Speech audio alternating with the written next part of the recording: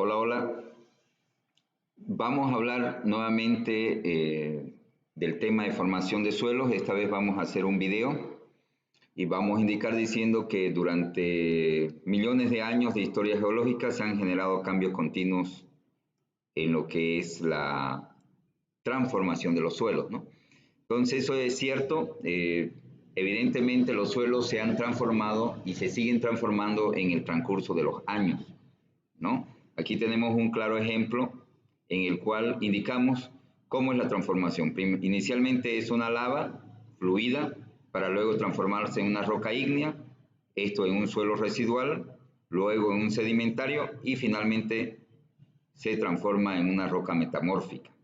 Entonces esto es más o menos lo que sucede durante el tiempo, es el proceso cíclico que genera el cambio de estructura del suelo. La formación de los suelos y rocas no tiene un lugar definido. Evidentemente, la formación de los suelos se tiene presencia en toda la corteza terrestre. Entonces, tiene como inicio en este tema para materiales de construcción en lo que es la lava como material de construcción, ¿no? Entonces, habla aquí de la meteorización y plegamiento. ¿Qué es la meteorización? La meteorización es la transformación cíclica que existe en los materiales. Significa que de la lava a la roca ígnea, de la roca ígnea a las otras rocas, hay un proceso de meteorización o de transformación que se va generando entre los materiales, ¿no? Aquí y luego estamos hablando de los suelos residuales. Los suelos residuales son transportados y posteriormente depositados por sedimentación. ¿Qué sucede con esto? ¿Cómo se transportan? Los suelos residuales pueden ser transportados por el sol, el viento, pueden ser transportados también por el agua, ¿no? Para poder estar en otros lugares. O sea que estos se van moviendo, se van trasladando de un lugar a otro, ¿ya? Entonces, suelos residuales, como aquí explica, ¿no? La meteorización es continua, que significa que todo el tiempo nos encontramos en el proceso de meteorización. Todo el tiempo el suelo está cambiando, todo el tiempo su resistencia y sus propiedades y sus características de los suelos están cambiando. Entonces vuelven a repetirse, como indica aquí. Entonces la meteorización es un proceso continuo que inicia y continúa y así cíclicamente ha ido transformándose los suelos en otros materiales. Uno de los factores que generan los cambios de la meteorización son, por supuesto, el calor, el color y la presión, y como también los minerales. El calor, porque con el calor, por cambios de temperatura, estos materiales pueden transformarse en otros materiales. Por el color, porque de acuerdo al color podemos identificar diferentes tipos de dureza de los materiales. Presión, ya sea por presiones atmosféricas, estas pueden transformarse también en otros materiales. Y finalmente su composición mineralógica, significa de qué están compuestos. Hay materiales que son de mayor resistencia, entonces tardarán un poco más en su transformación. Entonces, de esa manera es como indica aquí que se convierten las rocas metamórficas y tenemos como ejemplo en la roca ígnea el Cerro Rico de Potosí.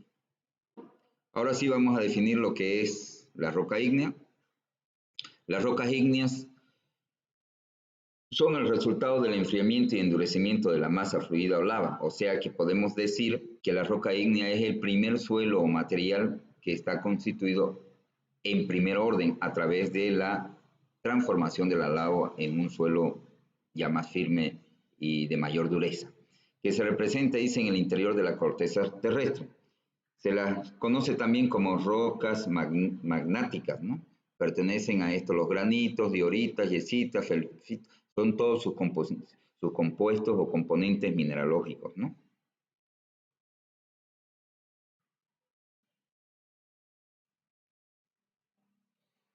Aquí está. Los minerales de los cuales están compuestos por cuarzo, feldespato, micas, magnetitas. Todos esos minerales después son analizadas por el ingeniero para ver qué materiales nos conviene utilizar según el tipo de elementos que nosotros vamos a ejecutar, ¿no? Debido al grado de endurecimiento de las rocas, podemos catalogar las rocas ígneas en dos clases, dependiendo de su velocidad de enfriamiento. Si el enfriamiento es rápido, entonces vamos a tener granos de suelos pequeños. Si el enfriamiento es lento, los granos de suelos entonces van a ser de mayor tamaño. O sea que el calor influye en el tamaño de los materiales que son generados. Debido al enfriamiento existen dos tipos de rocas ígneas, ¿no? Tenemos las intrusivas y las extrusivas. Las intrusivas tenemos los batolitos, los de granos gruesos, los domos, y en las extrusivas tenemos las arenas, ¿no? Que son muy utilizadas para los elementos de construcción. Ahora vamos a hablar de los suelos residuales. Los suelos residuales son rocas ígneas transportadas más lejos en otros depósitos.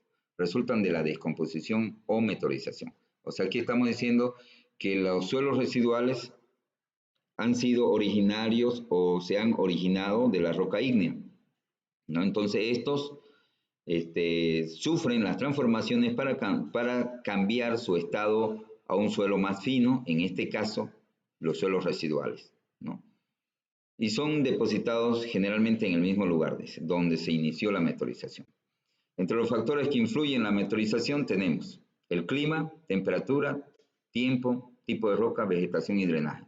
El clima, ¿por qué? Porque cuando hay cambios bruscos de temperatura, hace frío y de repente también hace calor, generamos un cambio de expansión y de contracción de lo que son los materiales del suelo, provocando la meteorización, la transformación del material en otros más pequeños.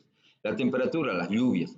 Cuando llueve, entonces estas lluvias pueden ser ácidas y estas lluvias se introducen un gran porcentaje en los suelos, transformándose la constitución mecánica del suelo, asimila los compuestos químicos que tiene el agua, dando lugar a una transformación meteorológica de meteorización del material, ¿no? El tiempo porque con el pasar de los años son necesarios para poder generar esta transformación. El tipo de roca, porque tenemos rocas de mayor y de menor resistencia, ¿no? De mayor aquellas rocas que tienen mayor tiempo, mayor edad, entonces tienen mayor resistencia.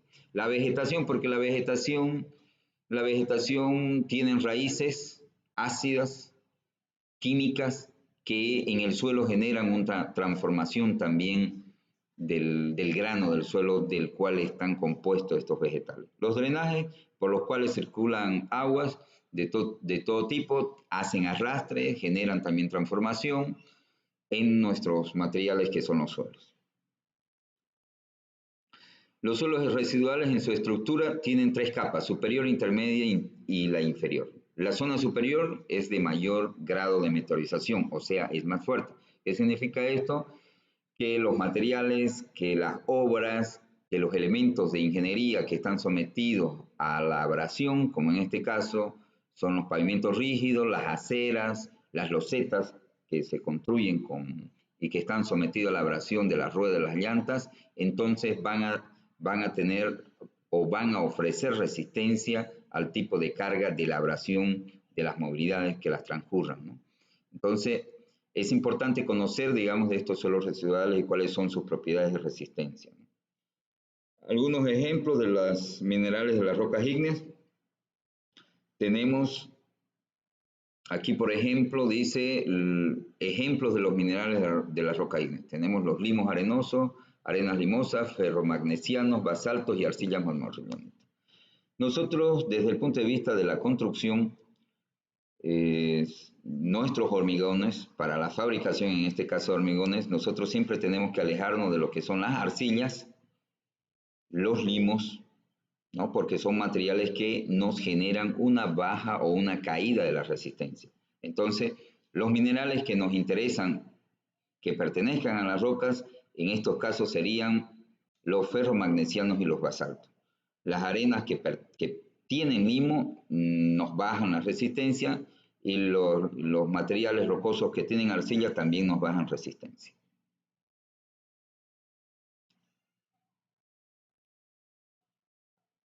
Ejemplos de minerales de roca sedimentaria. Bueno, aquí tenemos las arcillas caolinitas, arenas sílices, limos y óxidos de hierro.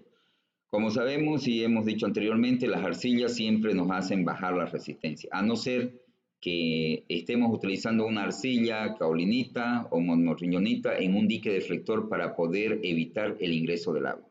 Si ese es el caso, entonces nos convendría ejecutar la obra con una arcilla, que es altamente plástica, de tal manera que impida el pase o la filtración del agua de un lado al otro.